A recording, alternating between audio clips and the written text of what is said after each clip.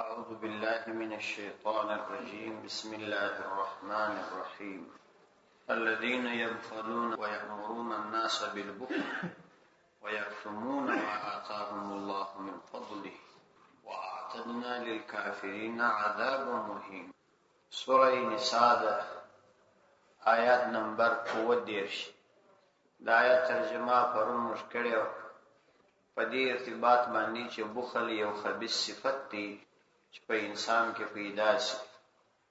نو د دې په وجه باندې انسان بیا د الله تعالی د احکام پابندي نشي کولای، ځکه د مال د محبت په وجه بیا د خپل آخرت هیر شي. نو په دې ارتباط باندې څه احادیث دي د پیغمبر علیه السلام چې د بخل په ارتباط فرمایي. نو مخکې آیاتو کې درې عمده اسباب یا څلور عمده اسباب د دې تیر شو چې یو سړی ولې د الله تعالی د احکام پابندي نشي کولای او د نور حقوق ولې نشي ادا کولای. دا د نور د حقوق د نه اداينې عمده اسباب چې ذکر شو هغه د څو شأنو. یو دا چې د انسان په مزاج کې تکبر وي. متکبر سړی د نور خلقو حق نشي ادا کوي. عربي کې یو شعر دی وایي د متکبر سړی مثال داسې دی لکه په غره باندې چې ولاړ وي، نو دی د شار خلک ډیر کوچنی ویني، لیکن د شار د خلکو په زړه او په نظر بیا دی د غونه کوچنی ورځي لکه دته چې څومره د خلک خوار او حقیر معلومیږي. نو یو عمده سبب د خلکو د حقوقو د نه ادا کولو هغه تکبر دی، او دوم سبب هغه په طبيعت کې بخل دی چې بخل پر سړی غالب وي، بیا د چا حقوق نشي ادا کوي. ولی په ځینو حقوقو کې د مال مصرفول راځي هغه د نسک. او دریم عمده سبب د رسول الله صلی الله علیه وسلم سره عدم اعتقاد دی چې سړی اعتقاد نه لري. او څلورم عمده سبب هغه دا وی چې ریاوي د ریا په وجه باندې د چا حقوق نشي پر ځای کوي. ولیکه به ریا ضرورت وي خدای مصرفین او کدریا موقع او محل بیا خو که ضرورت نه وي هم دې مصرفي. نو دا څلورم عمده علت. او پنځم عمده علت دا دی چې پر خدای د قیامت په ورځ عقیده نه لري. نو تکبر، بخل او ریا دا درې باطینی مرزونه دي، او دا کله انسان سره ملګری و دا انسان نه د آخرت سعادت او نه د دنیا سعادت لاس راوړي شي، بلکې دا بدبخت وي. الله سبحانه و تعالی هم ورسره ناراضه وي. د آخرت او د دنیا ژوند او زندگی هم ستړي. نو اول د تکبر په ارتباط څو احادیث دي.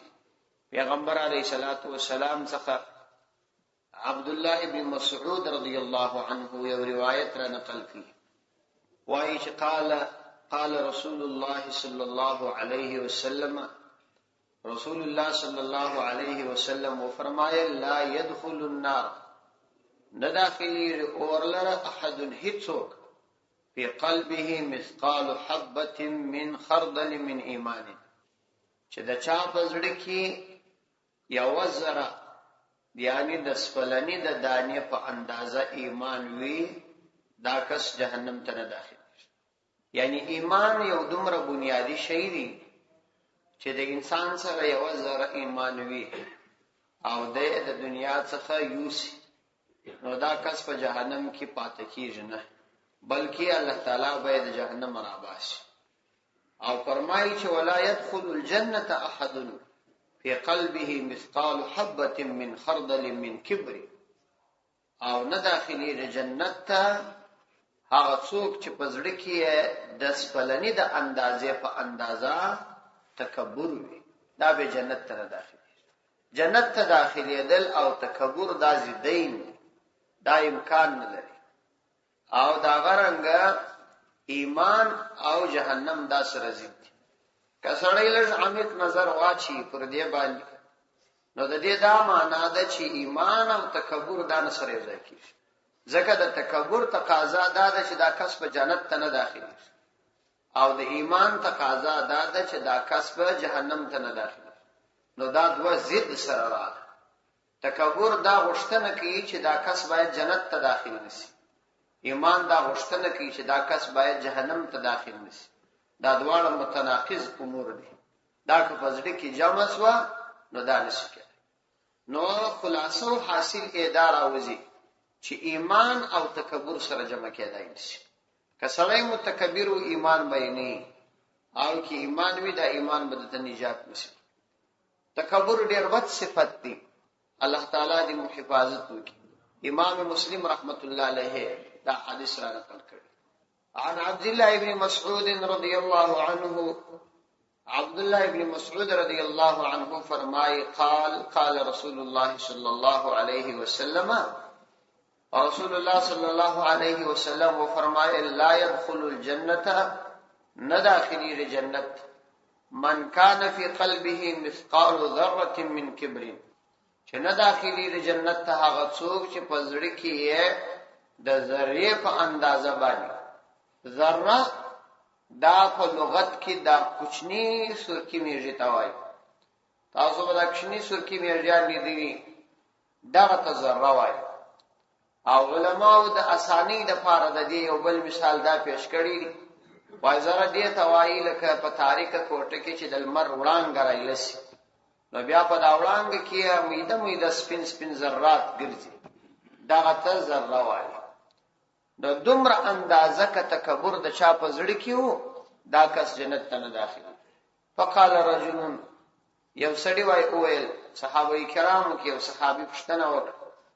ان الرجل يحب ان يكون ثوبه حسنا ونعله حسنا، چې د الله پیغمبر یو سړی خو خوشوي دا چې د هغه ښه لباس وي، ښه چوټی وي،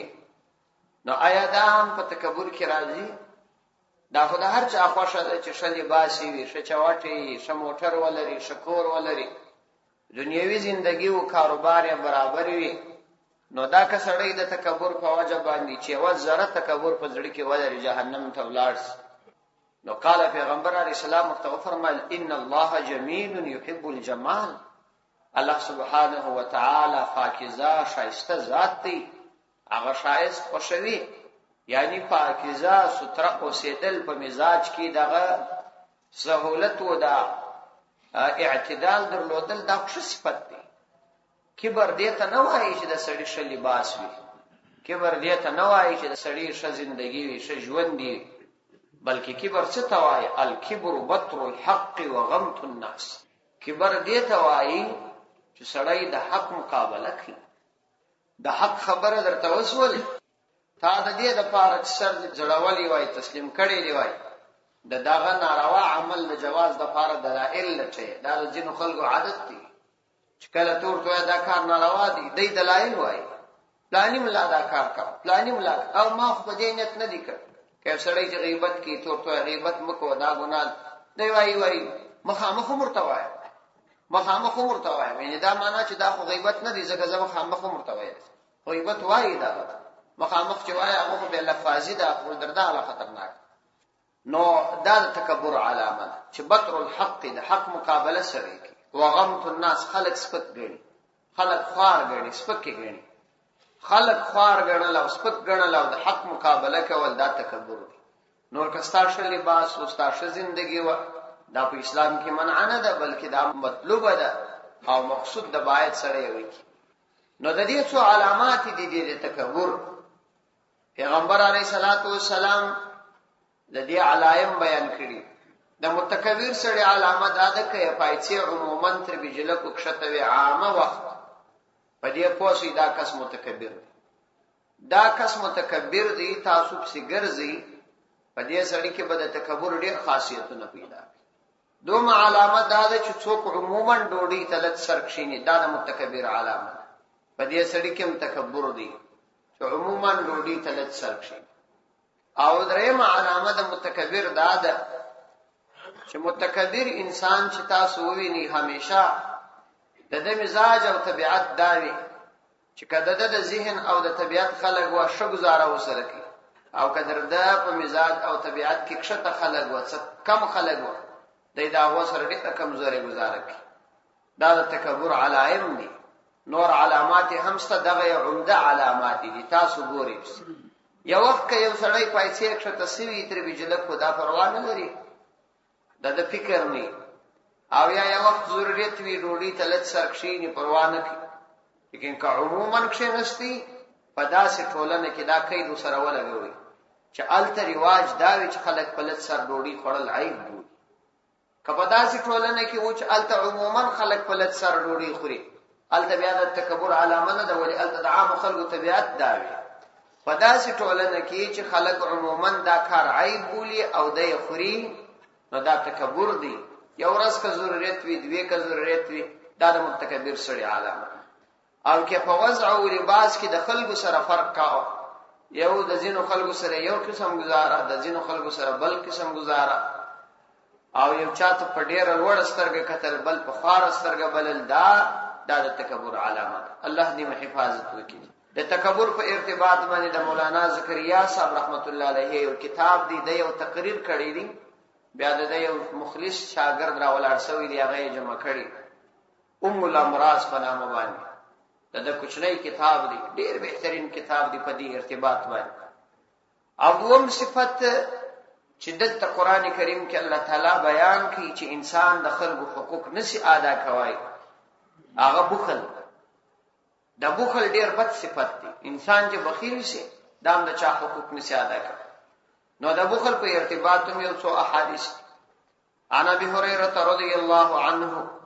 ابو هريره رضي الله عنه فرمایي قال قال رسول الله صلى الله عليه وسلم رسول الله صلى الله عليه وسلم وفرمائے ما من يوم يصبح العباد فيه إلا ملكان ينزلان فيقول أحدهما اللهم أعطي منفقا خلفا ويقول الآخر اللهم أعطي ممسكا تلفا رواه بخاري ومسلم ابو هريره رضي الله عنه وعائشة رسول الله صلى الله عليه وسلم وفرمائے چهر سحار یو دوی ملک راکشته کیږي او هر سحار د انسانان چې سحار کې د خدای بندگان نو دوی ملک په دغه ورځ کې راکشته کیږي او دا د هغه چا د پاره چې سخی وي د خدای په لار کې مال نه پکې کوي د هغه په ارتباط دعا کوي او هغه څوک چې بخیل وي د هغه په ارتباط شرع کوي نو وايي دا دوی ملک وای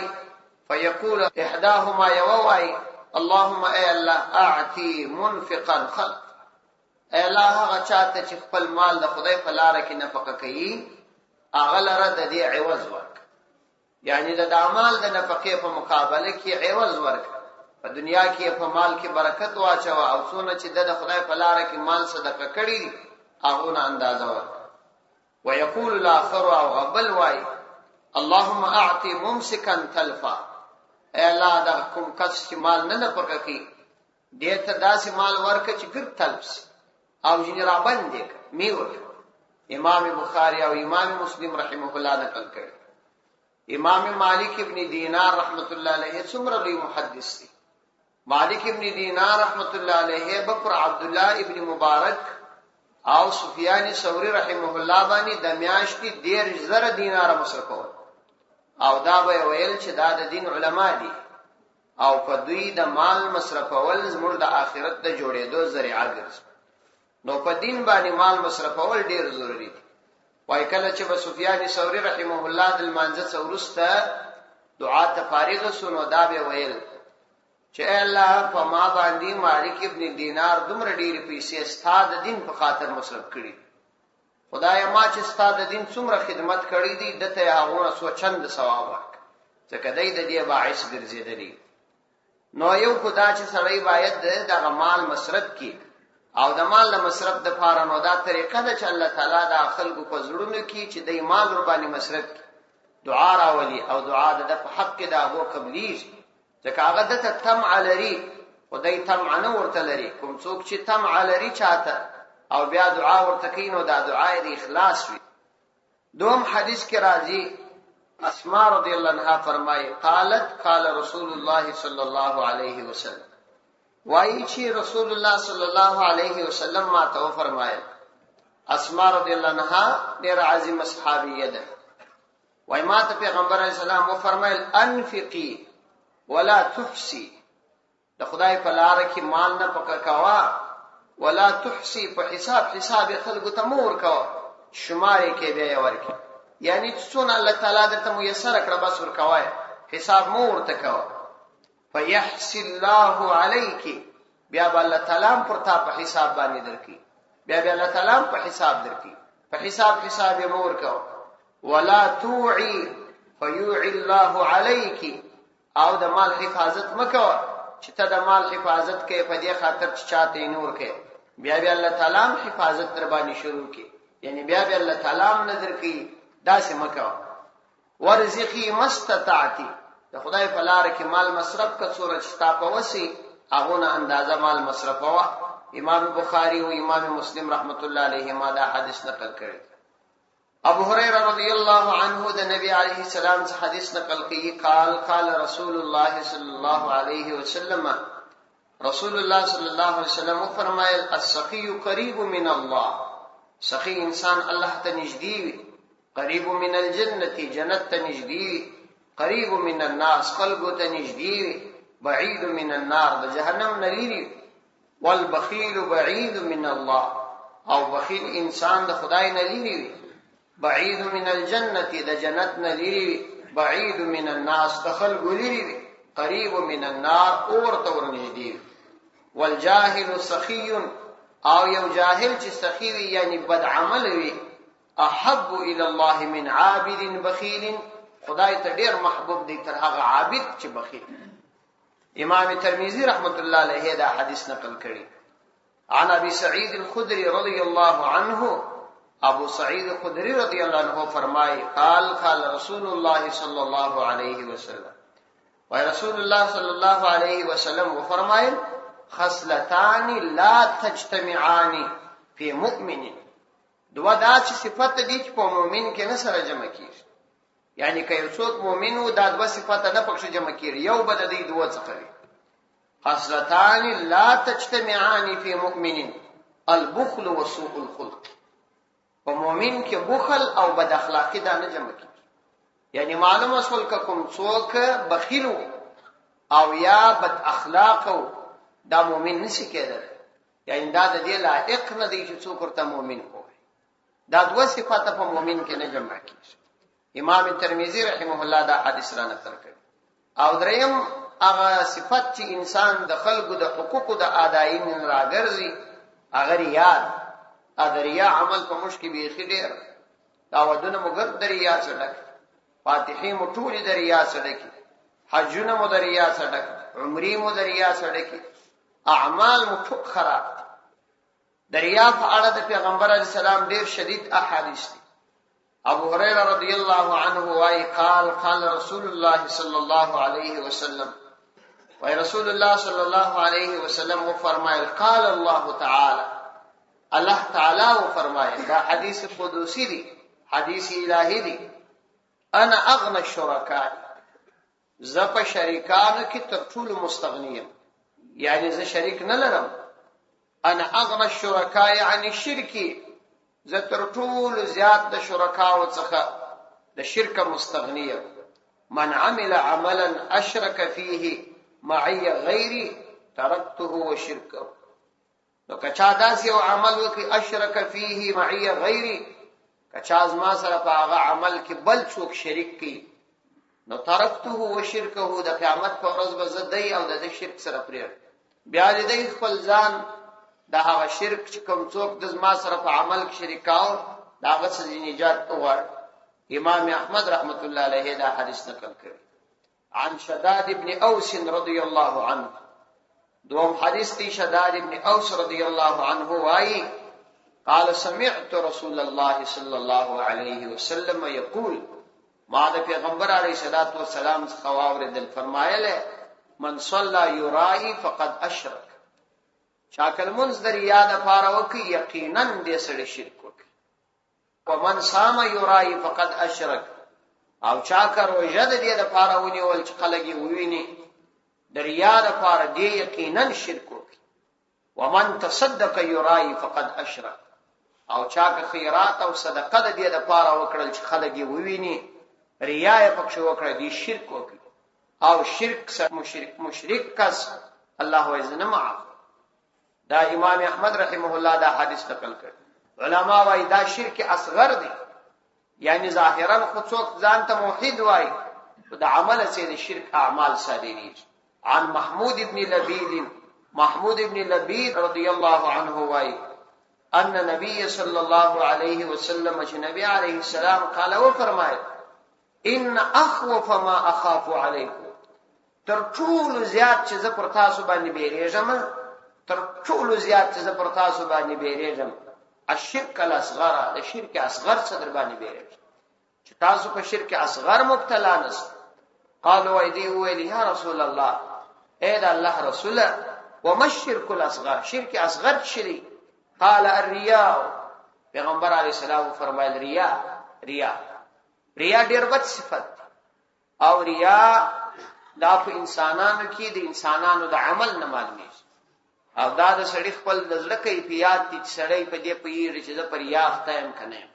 په نفلي صدقاتو کې، په مستحب امورو کې افضل او بهتره خبره ده، بلکې اوسنی عصر کې دا لازمي ده چې سړی به پټي چاته منوي، ځکه په ویلو کې تاوان دی، خیر نشته، او ریا پکې راځي. نو د ریا څخه ځان ساتل پکار. دا هغه بد صفات دي په انسان کې راشي، دغه بد صفاتو په وجه انسان د چا حقوق بیان شي، بیا نه د پلار حقوق ادا کوي شي، نه د مور، نه د کوروالا، نه د وړونو، نه د زامنو، نه د دوستانو، نه د همسایګانو. نو مخکې الله تعالی حقوق بیان کړه، ورسته د هغه بد صفاتو یادونه وکړه چې دا هغه په وجه انسان د حقوقو د اداینې نه راګرځي. نو الله فرمایي چې هغه کسان چې بخل کوي او یامرون الناس بالبخل، او خلک امر کوي په بخل باندې، ويكتمون ما آتاهم الله من فضله، او پټوي هغه څه علم یا مال چې الله تعالی ورکړي من فضله د خپل فضل. دا کار خو د کافرانو کار دی. واعتدنا للكافرين عذابا مهینا والذین ينفقون اموالهم، هغه کسان چې مالونه نفقه کوي رئاء الناس، خلقو ته د ورښودنې لپاره، ولا يؤمنون بالله، په خدای ایمان نه لري، یعنی د آخرت لپاره نه کوي، ولا بالیوم الاخر، نه په آخرت باندې ایمان لري. نو داسې کسان هم دغه سدي چې الله وایي موږ عذاب ورته تیار کړی. ومن يكن الشیطان له قرینا فساء قرینا. نو اصل خبره دا ده چې دا خلک ولې دا اعمال کوي، وجه وایي دا ده چې شیطان دوست دی، شیطان ملګری. من هغه څوک یکون الشیطان چې سدي شیطان له دا هغه د فار قرینا دوست، نو دا هغه به دا حال وي فساء قرینا، دا ډیر بد دوست دی. ځکه داسې مشورې به ورکړي چې د دې لپاره سختي مضرې وي او آخرت دنیا یې دواړه خراب. نو د شیطان چې کوم انجام دی د خدای په لعنت مبتلا، د نور د آخرت د خرابولو باعث، د همیشه د پاره په جهنم کې پروت، دغه کس چې شیطان ملګری سي دغه کس مزاج هم بستاږي، دا به د مزاج بیا د خدای په لعنت په مبتلا وي، د نور د دین څخه دراګرځولو باعث وي، او د ډیرو بد اعمال په وجه به الله اعوذ بالله الله تعالی ایمان دې سلب کې، بیا به د همیشه د پاره په جهنم کې پروت. وماذا عليهم لو آمنوا بالله واليوم الآخر وانفقوا مما رزقهم الله وكان الله بهم عليما. فمخکنی آیاتونو کې ترهیب چې یعنی دا کارونه مکوي، بخل مکوي، تکبر مکوي، علم مپټوي، مال مپټوي، د بخل په خاطر دا بد صفات مکوي. پر روانو آیاتو کې ترغیب دي، یعنی دغه آیاتو د مخکنی آیاتو سره مناسبت امداسو چې پر روانو آیاتو کې به الله تعالی ترغیب درکړي چې د مال په مصرفولو کې دومره لوی ګټې دي ته دا انجام کړه. الله فرمایي وماذا عليهم، سمصیبت دی علیهم فردی باندې لو آمنوا بالله، کف خدای ایمان راوړي، والیوم الاخر د آخرت په ورځ ایمان راوړي، وانفقوا او مال نفقه کې مما رزقهم الله، مما ده هغه څه رزقهم الله چې الله تعالی هغه ته رزق ورکړي دي، وکان الله بهم علیما، او دی الله عز وجل بهم فدی باندې علیما ور علم لرم. وما ذات مصیبت برا نازل سی علیہم فاغوی بانی لو آمنوا باللہ، کاغوی ایمان راوڑی فا اللہ تعالی بانی والیوم الاخری دا آخرت پا ورز بانی، وانفقوا او مال نفقه کی په اخلاص مما دهغه څنګه رزقهم الله چې الله تعالی غوي ته پرېس کور کړی دي، یعنی مطلب دا دی هیڅ ضرر به ورته ونه رسیږي بلکې خالص نفع بوي. وکان الله بهم علیما، او دی الله عز وجل په دوی باندې علیما فرعلم لرونکی، د دوی نیک او بد ټول ورته معلوم دي. نو پر نیکو اعمال لکه ایمان او د خدای په لار کې مال نفقه کول پر دې به ثواب وي، او پر بخل او کفر به عذاب وي. ان الله لا يظلم مثقال ذره وان تكو حسنه يضاعفها ويؤتي من لدنه اجرا عظيما. ان الله يقينا الله عز وجل لا يظلم ظلم نکی مثقال ذره د ذره برابر، وان تکو حسنه کچيري وها غني کی يضاعفها نو څو چنده کوي، ويؤتي من لدنه کوي د خپل طرف اجرا عظيما، اجر عظيما ډېر لوی. ان الله لا يظلم، یعنی مصیبت خو ناراضي بلکې د مال په مصرفولو کې ستاسو نفع ده. ولی چې الله سبحانه و تعالی دومره کریم ذات دی چې هغه یو ذره ظلم په چا باندې نه کوي. ان الله یقینا الله عز وجل لا يظلم مثقال ذره، هغه ظلم نه کوي مثقال ذره برابر ذره د یوې ذره برابر ظلم نه کوي چې د یو بنده ثواب دی ورکم کی او یاد یو بنده ته بیل ګناه سزا ورکړي.